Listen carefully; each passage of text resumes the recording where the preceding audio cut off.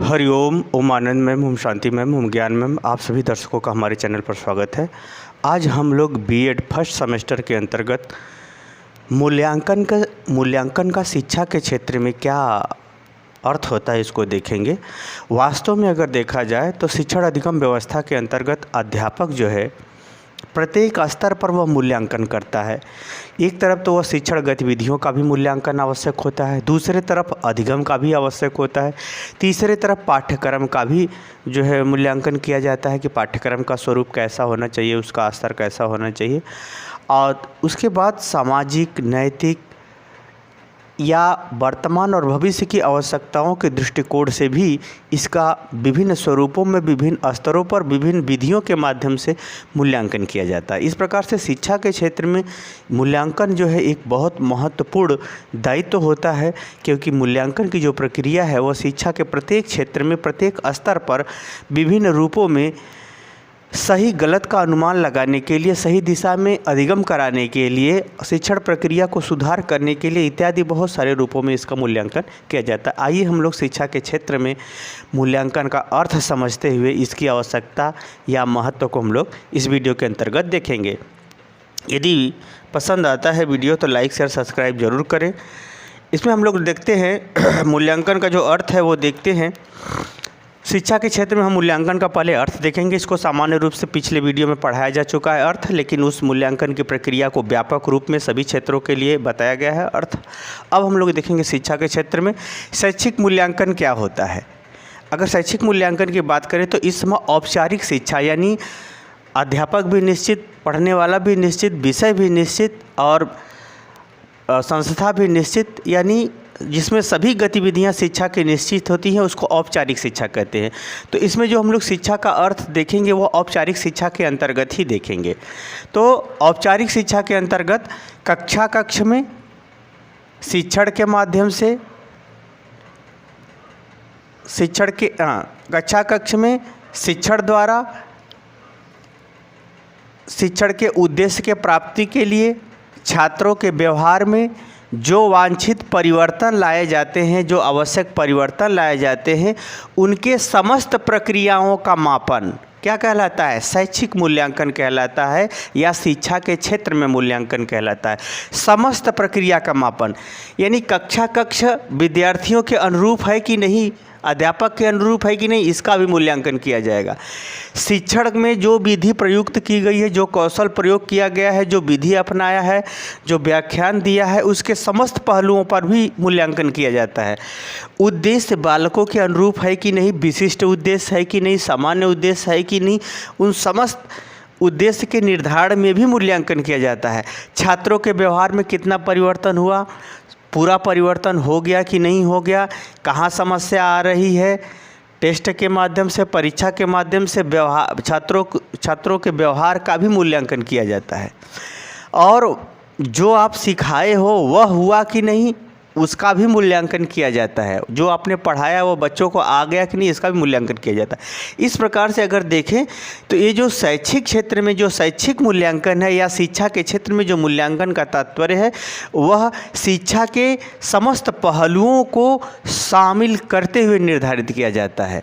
जैसे इसको फिर एक बार अर्थ देखिए, अध्यापक द्वारा कक्षा में शिक्षण के माध्यम से शिक्षण के उद्देश्य के प्राप्ति हेतु छात्रों के व्यवहार में वांछित परिवर्तन लाने संबंधी समस्त प्रक्रियाओं का मापन, समस्त प्रक्रियाओं का मापन क्या कहलाता है? मूल्यांकन कहलाता है। कौन सा मूल्यांकन कहलाता है? शैक्षिक मूल्यांकन कहलाता है।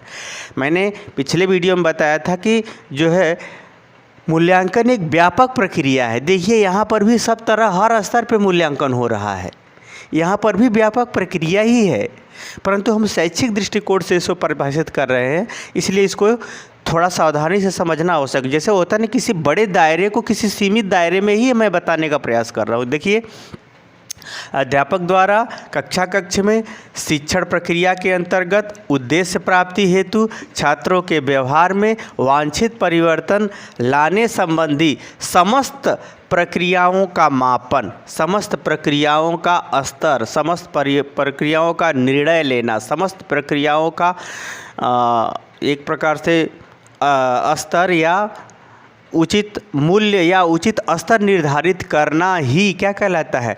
शैक्षिक मूल्यांकन कहलाता है। क्या कहलाता है?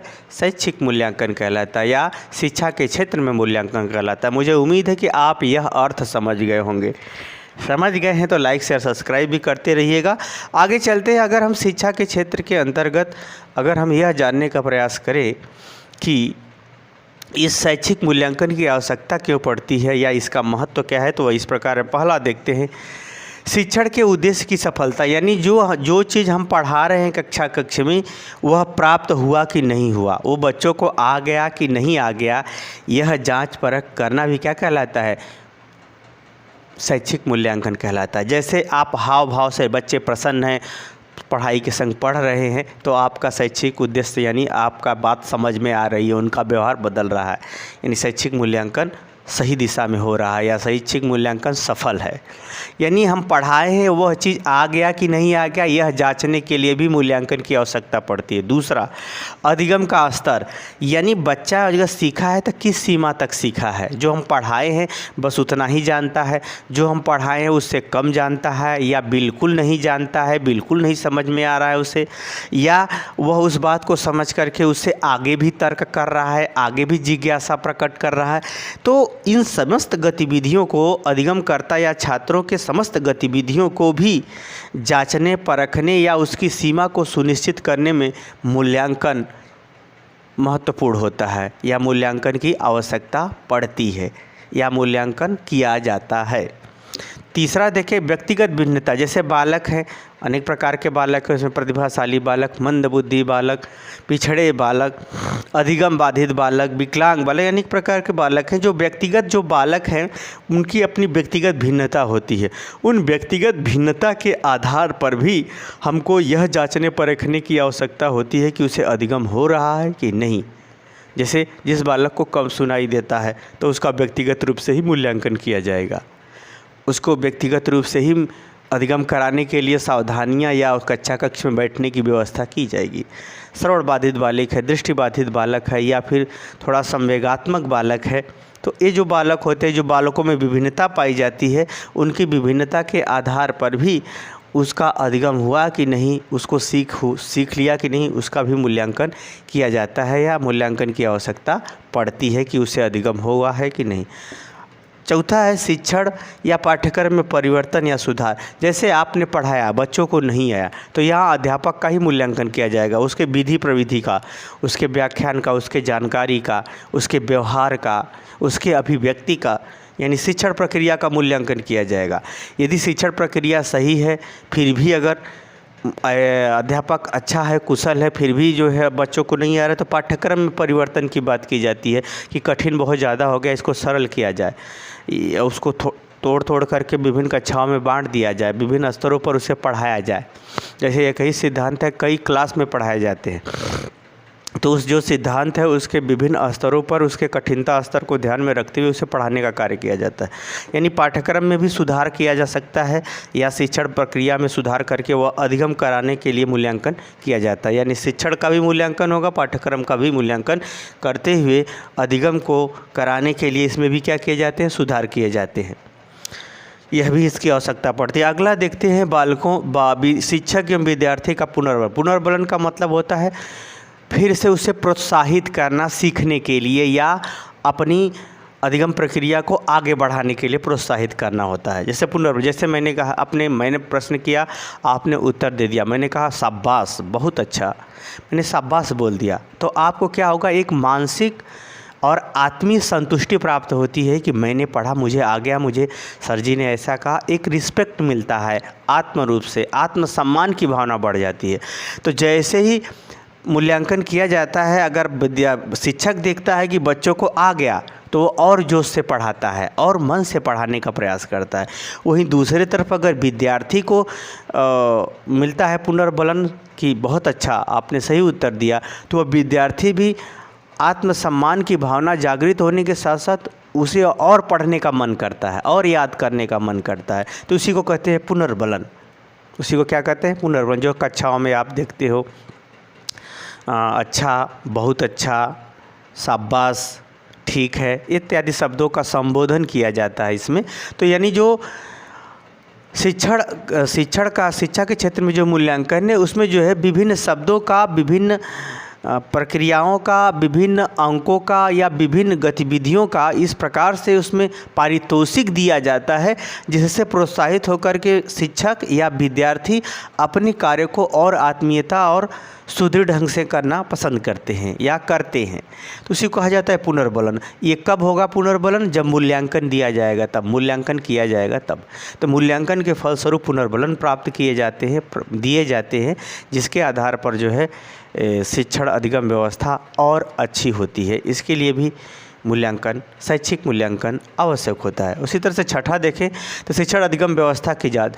शिक्षण अधिगम व्यवस्था के अंतर्गत जो है पाठ्यक्रम, शिक्षक, विद्यार्थी ये महत्वपूर्ण होते हैं। पाठ्य योजना, जो भी शिक्षण अधिगम व्यवस्था के अंतर्गत जो समस्त गतिविधियां कौशल से संबंधित इत्यादि समस्त गतिविधियां हैं उनका प्रत्येक स्तर पर मूल्यांकन के माध्यम से जांच किया जाता है कि वह सही है या नहीं, सुधार किस प्रकार करना है, परिवर्तन किस प्रकार करना है, ये सब जांच की जाती है। तो जो है शिक्षण अधिगम व्यवस्था की पूरी जांच की जाती है मूल्यांकन के माध्यम से। तो वह प्रत्येक स्तर पर सुधार एवं परिवर्तन लाते हुए शिक्षण को या शिक्षा के उद्देश्य को या विद्यार्थियों को अधिगम कराने में सफलता प्राप्त करने का पूरा प्रयास किया जाता है। इसलिए भी शैक्षिक मूल्यांकन आवश्यक होता है या शैक्षिक मूल्यांकन का महत्व होता है। सातवां है उपचारात्मक प्रक्रिया। उपचारात्मक प्रक्रिया का यहाँ तात्पर्य ये है कि यदि शिक्षण अधिगम व्यवस्था के किसी भी स्तर पर कोई कमी दिखती है तो उसको क्या किया जाता है? सुधार किया जाता है। वह सुधार कब होगा? जब तक मूल्यांकन नहीं होगा तब तक सुधार का भी पता नहीं चलता है। तो यानी मूल्यांकन शिक्षा के प्रत्येक क्षेत्र में शिक्षण अधिगम व्यवस्था के प्रत्येक स्तर पर जांच करती है। उस जांच के अंतर्गत जैसे ही कमियों का पता चलता है तो उसमें उपयुक्त विधियों का निर्माण करते उसमें सुधार करने का कार्य किया जाता है, जिसको हम उपचारात्मक प्रक्रिया कहते हैं। तो शैक्षिक मूल्यांकन इसलिए आवश्यक होता है कि वह विभिन्न स्तरों पर कमियों को दूर करने के लिए उसका उपचार कर सके या उसमें परिवर्तन करके उसमें सुधार कर सके। इस प्रकार से जो है यह शैक्षिक मूल्यांकन का जो है महत्व है, आवश्यकता है। अब मुझे उम्मीद है कि मेरा व्याख्यान आप समझ गए होंगे। समझ गए तो कमेंट बॉक्स में ज़रूर बताइए। साथ ही मेरे चैनल को लाइक शेयर सब्सक्राइब भी कीजिए। आज के लिए इतना ही। हरिओम।